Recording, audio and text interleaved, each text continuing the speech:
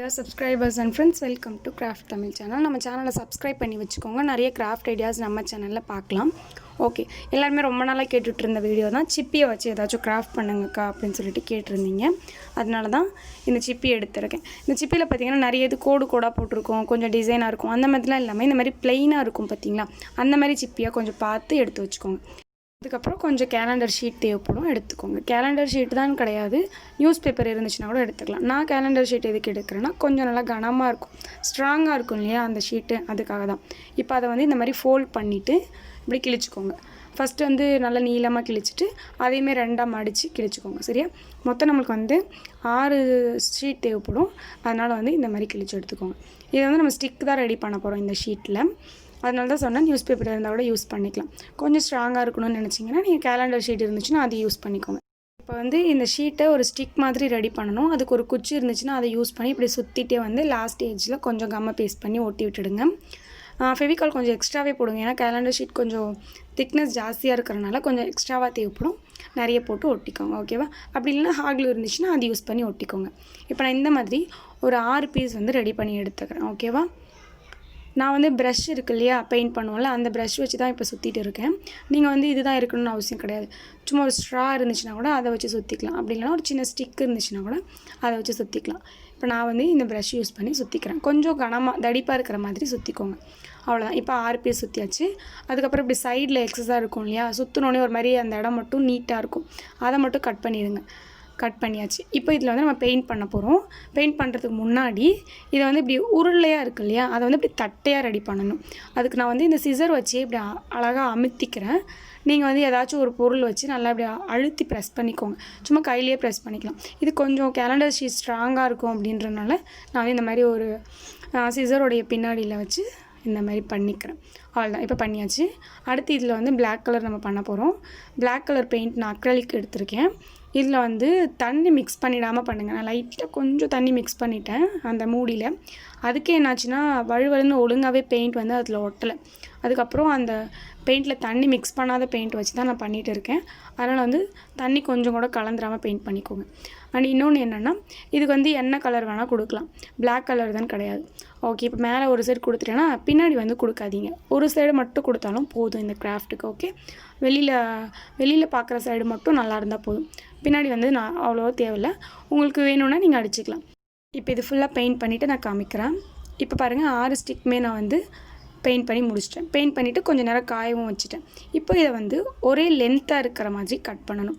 எல்லா ஸ்டிக்குமே ஒரே லென்த்தாக இருக்கணும், அந்த மாதிரி நீங்கள் வந்து பார்த்து கட் பண்ணிக்கோங்க. இப்போ நான் வந்து எப்படி கட் பண்ணணும் அதே மாதிரி தான். ஓகே, இப்போ நான் வந்து 6 ஸ்டிக்கையுமே வந்து ஒரே லென்த்தில் கட் பண்ணிவிட்டேன். இப்போ 2 ஸ்டிக்காக தனித்தனியாக எடுத்து ஒன்றா சேர்த்து ஒட்ட போகிறோம். நான் வந்து இப்போ ஹார்ட்லூ எடுத்து அதோட சைடில் இந்த மாதிரி ஹார்ட்லூ கொஞ்சம் பேஸ்ட் பண்ணி 2த்தையும் சேர்த்து ஒட்டுறேன்.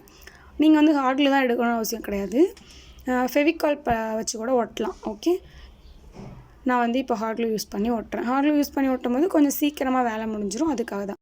ஓகே, இப்போ இந்த மாதிரி ஒட்டியாச்சு. இப்போ இது 3த்தையும் சேர்த்து வச்சு நம்ம ஒட்டணும். ஒரு ட்ரையாங்கிள் ஷேப்பில் ஒட்டணும். ஃபர்ஸ்ட் ஒரு ஸ்டிக்கு மேலே இந்த மாதிரி ஹார்ட்லூ அப்ளை பண்ணி இன்னொரு ஸ்டிக்கு மேலே இப்படி ஒட்டிக்கோங்க. பார்த்து பொறுமையாக கரெக்டாக ஒட்டிக்கோங்க. அடுத்து அந்த 2 ஸ்டிக்குக்கும் கீழே இடத்துல வந்து இன்னொரு ஸ்டிக் எடுத்து இப்படி ஒட்டிக்கோங்க. ஒட்டிட்டு எக்ஸஸாக இருக்கிற பீஸை வந்து கட் பண்ணி எடுத்துக்கோங்க. அப்படியே நீட்டாக இருக்கிற மாதிரி பார்த்துக்கோங்க. ஓகே, ஒரு ட்ரையாங்கிள் ஷேப் எப்படி இருக்குமோ அந்த மாதிரி இருக்கிற மாதிரி பார்த்துக்கோங்க. இப்போ வந்து நான் கட் பண்ணிட்டேன். அடுத்து நம்மளோட சிப்பி எடுத்துக்கோங்க. சிப்பியை வந்து நான் 3 ஒட்ட போகிறேன். ஒவ்வொரு இடத்துலையும் 3 சிப்பி வச்சு ஒட்ட போகிறேன். நான் எப்படி ஒட்டுறேன்னு நீங்கள் பாருங்கள், நான் சொல்கிறத விட உங்களுக்கு பார்த்தீங்கன்னா தான் புரியும். 2 சிப்பி ஒட்டியிருக்கேன், அதுக்கு மேலே ஒரு சிப்பி எடுத்து ஒட்டிக்கிறேன். பார்த்து ஒரே ஷேப்பாக இருக்கிற மாதிரி ஒட்டிக்கோங்க. சிப்பியுமே அப்படி தான், 3 ஒட்டுறீங்கன்னா 3மே வந்து கரெக்டாக இருக்கிற மாதிரி பார்த்துக்கோங்க. அதாவது ஒரே ஷேப்பாக இருக்கிற மாதிரி பார்த்துக்கோங்க, அப்போ தான் நல்லாயிருக்கும். ஒன்று பெருசு ஒன்று சின்னதுன்னு ஒட்டினீங்கன்னா அவ்வளோ நல்லா இருக்காது, அதுக்காக தான் சொல்கிறேன்.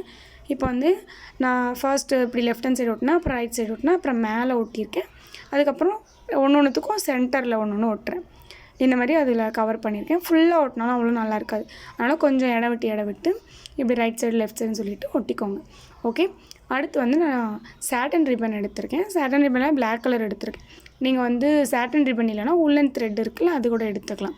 இப்போ சாட்டன் ரிப்பனில் ஒரு 2 சின்ன பீஸும் ஒரு பெரிய பீஸும் வெட்டி எடுத்துக்கிறேன். அதை வந்து நான் இப்போ எப்படி ஒட்டுறனோ அந்த மாதிரி ஒட்டணும். கரெக்டாக அந்த ஆல்ரெடி செஞ்சோம்ல ட்ரையாங்கிள் ஷேப்பில், அதுக்கு கீழே வச்சு ஒட்டணும். சின்னதாக கட் பண்ண ரெண்டுத்தையும் சைடில் ஒட்டிட்டு பெருசாக கட் பண்ணோம்ல அதை வந்து சென்டரில் வச்சு ஹார்ட் glue அப்ளை பண்ணி ஒட்டிக்கோங்க. ஓகே, இப்போ ஒட்டிட்டு திருப்பி போட்டாச்சு. இப்போ வந்து நான் ஆல்ரெடி 3 தனித்தனியாக சிப்பி வந்து செலக்ட் பண்ணி எடுத்து வச்சுருக்கேன் கரெக்டாக அந்த ஷேப்க்கு ஏற்ற மாதிரி. அதையும் வந்து அந்த சாட்டன் ரிப்பனில் நம்ம ஒட்டினோம்ல அந்த சாட்டன் ரிப்பனில் எடுத்து ஒட்டிக்கோங்க. 3 தான் நான் ஒட்டுறேன். கீழே ஒட்டுறது மட்டும் கொஞ்சம் பெரிய சிப்பியாக பார்த்து எடுத்தேன், கொஞ்சம் நல்லாயிருக்கும் அப்படின்றதுக்காக. இப்போ ஒட்டிட்டு எக்ஸஸாக இருக்கிற பீஸை கட் பண்ணி எடுத்துக்கோங்க. அதுக்கப்புறம் நம்ம இதுக்கு கலர் பண்ண போகிறோம். இது கலர் பண்ணுறது நம்மளோட இஷ்டம் தான். நான் வந்து ஒரு 2 கலர் எடுத்திருக்கேன், பிங்க் கலரும் அண்ட் வந்து எல்லோ கலரும் எடுத்திருக்கேன்.